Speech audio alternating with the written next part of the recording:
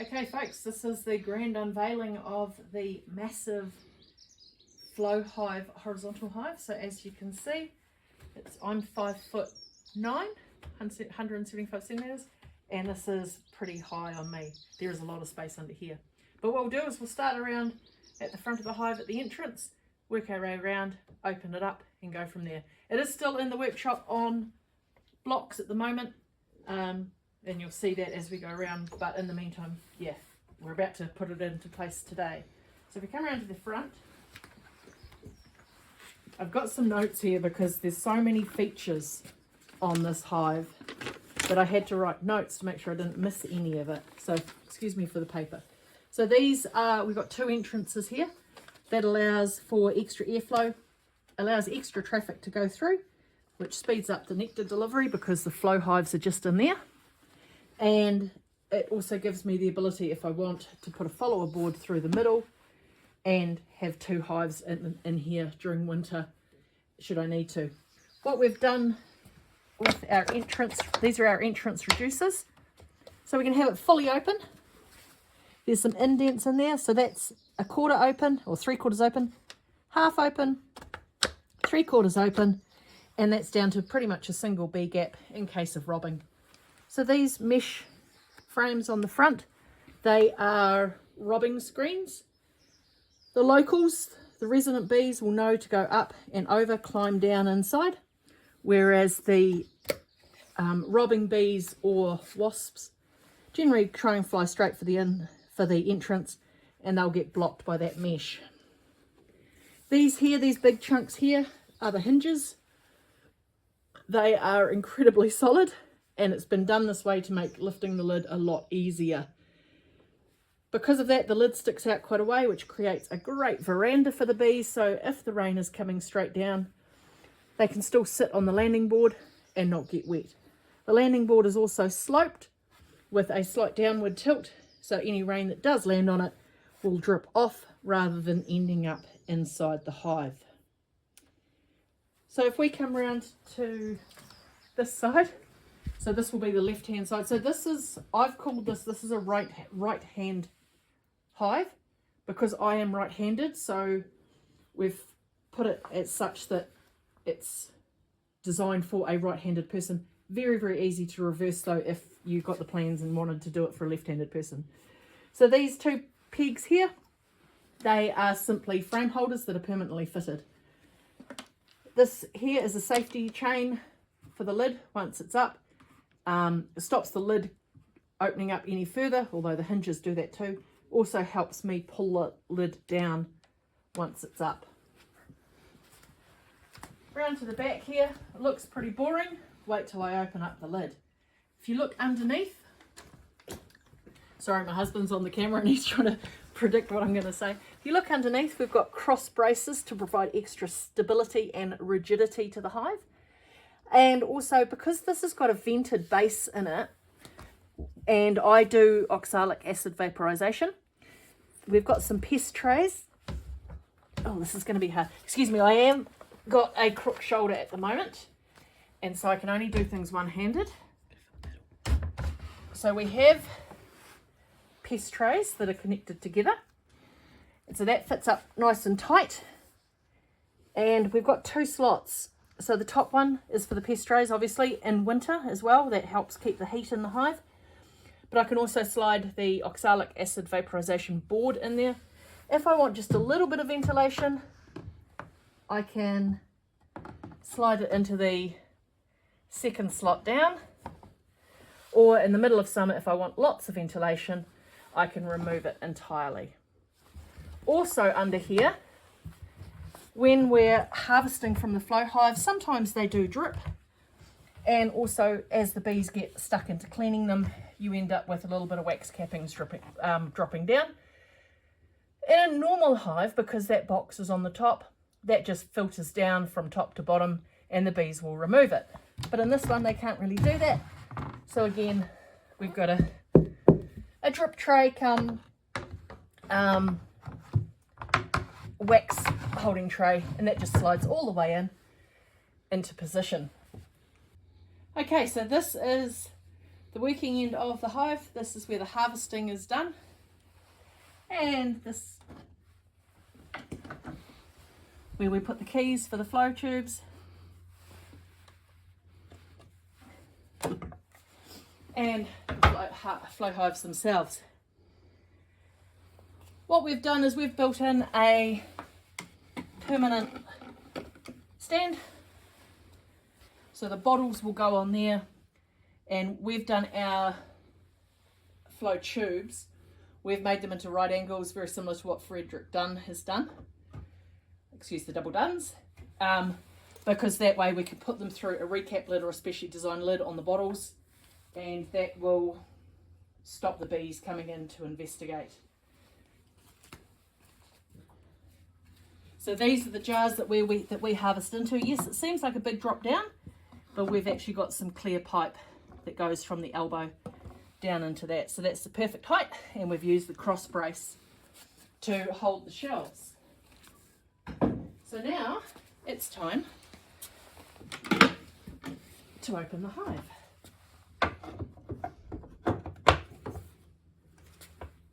You can see just how easily it all puts back together, and my husband's cut the lip out. Also, in the ends of the hives we have got some ventilation holes, and because bees will be bees and they get in everywhere, we've also put in some bee escapes. So if we end up with bees in under the lid after I've shut it, they can escape through those 3 holes. Now this lid is heavy. However, Paul has built the hinges in such a way that as I say, I've got a crook shoulder at the moment. I can't lift anything heavy, and yet I can still lift the lid one-handed. The safety chain stops it going back any further. Inside the lid, as I open it up, I have a shelf for my hive tool, my smoker, glass of wine. So we've made these vented. In winter, if it gets cold, it's easy enough to put a couple of old towels over them. That will allow the moisture to come up. The towels will wick away the moisture, but we won't get the mold. So if we just open these up,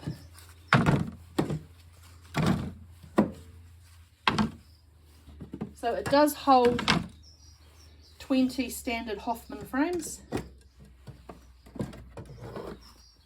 As you can see, there's no bees in here at the moment. And I'm going to install my colony in here today. So the main brood chamber will start in here, and then as they expand, we can then quite easily just add more frames and slowly expand them along. Once they get the full body of it, we open up the second entrance, and then they'll have full access to this. The follower board is a very snug fit. You take one frame out, insert the follower board. Notice how it's taller than the rest. That's so we can put everything back on, and the bees now can't get out. So this area becomes empty of bees. We can just put that there just to cover it. Under here is the flow frames. Yes, they go horizontal. They go completely different, perpendicular. They go a different direction to the other frames. Part of the reason for that is so that if they come in that second front entrance, as they come in, they can turn to the right to go to the brood chamber, straight ahead for their main honey area, or they can hook quickly to the right, and that way they've got full access to all of these frames. They don't have to walk under all of the frames to get to the furthest one. People have asked about a queen excluder. There is actually a built-in queen excluder inside there. this panel here gives it rigidity across the hive, stops the hive from bowing outwards. And so we've just, because they don't need access to the top part, they can just come in through the bottom entrance, which you can just see in the left hand part of that gap, and then they can go through the queen excluder and into the flow hives. The hive has been designed with a 1 degree tilt already built into the flow hive area, into the flow section. So that way when we put it out in the field, the whole hive will have a slight 2 degree tilt, but that's not actually too much. And like anything to get the hives out, frames, God, I keep using the word hive and frame interchangeably today. So we can inspect everything. If this gets in my way, I can simply move it across to then get into these frames. As you can see, some of them are used, some of them are new-ish. So it holds 9 frames, which is colossal. And they all just press together nicely, ready for harvest. Oh yeah, the lid, when you open it, you'll notice it actually goes past the vertical. That's to stop it accidentally closing on you when you're working inside it. And it is, when it's down, there is a 5 degree slope to the rear, so any water that lands on the roof of the hive drips off over the back, keeping the water off the bees. There is enough space inside the lid. Oh yeah, sorry, when Paul's built these end ones, to take into account the edge of this, he's built cutouts for the edges. So 2 of them, we have to be careful which way they go. These 2 just are random middle ones, and that one goes there. So when the lid is down, there is enough space for a feeding shim to sit on top. So if you've got a top feeder, I've got a top feeder that's the same size and shape as a normal hive box. It's just quite shallow. It's only about 1/4 of a depth. And so there's enough space to have that in here when the lid shuts down. And you'll see that later on today when we install the hive, the colony into it. Because the lid is so heavy, it's not going to shut on its own accord. What we'll do is we'll just take this follower board out. Just put this back together and I'll shut the hive, and I'll show you how we shut the hive. Okay, we've now finished our inspection. We're putting it all back together. There will always be bees loitering around in here, which is why we've put the bee escapes inside the thing. But to shut the lid, even with my dodgy arm, I can pull the cable and bring the lid down. The cable tucks out of the way, out to the side. I then pull it slightly forward and drop it into place. So it's got the sliding hinges, which are really just bolts, and so that way, that's why I do that slight pull forward, so I can lift it up, slide it back, and that allows it to clear the lip at the front of the hive and shut solidly. So that's the walkthrough of the hive. Do, weren't we? Yeah, well, Right, well, I know. Oh god. here we have the chaos of moving it into location. Okay, so we were going to use the tractor to put this in place, but Paul took the lid off, decided to put it on a hand tractor, and it's actually light enough without the lid to move on a hand truck. So here are our bees this morning. They are doing a fair bit of orientation, so it'll be good to get them into the new hive. So it's going to go that gap there, and then the second hive's going to back onto it once we're done. So just because we didn't show the inside of it when we did that walkthrough, this is the brood area, that's the flow frame area. So you can see how thick that wood is. That's 43mm thick there. The permanently installed queen excluder and the mesh bases. So Paul, my husband, has done an amazing job. So we're just starting to get it ready to install the bees. So you can see under the mesh, you can see these ventilation or drip trays, or whatever you want to call the trays, pest trays. Yeah, so we're not going to have bees in the flow hive end for now. But we're putting it in there just because they keeps them out of my garage. Because we can close them off with the follower board here. So that way, you can see my workbench now holds the smoker and the hive tool. And we're good to start transferring bees over. Very exciting. So you just want to take them in the same order they're in and just... Yep, if they need expanding, we've got these frames here to fill them out a bit. Oh yeah, by the way, meet Daz and Mandy. Hello. They're my mentors. They've come down for the day for this. So yeah, this is going to be fun. Because I've got a bung shoulder, Daz is going to have to do most of the heavy lifting. Yep. Now's also a good time to test whether that shim will fit or not. Oh, okay, may as well. Oh, yeah. Oh, actually, Paul, we don't have, where are the cat? And that goes the other way? Yep. Oh, okay, so in like that? Yep, so now if we drop that lid down, we just move the smoker and the panel. Right, the moment of truth. Have we made it the right size? Oh my god, look at her and all that pollen. Come on girl, off you get. We don't want to squish you. Actually, no, she shouldn't be squished, eh?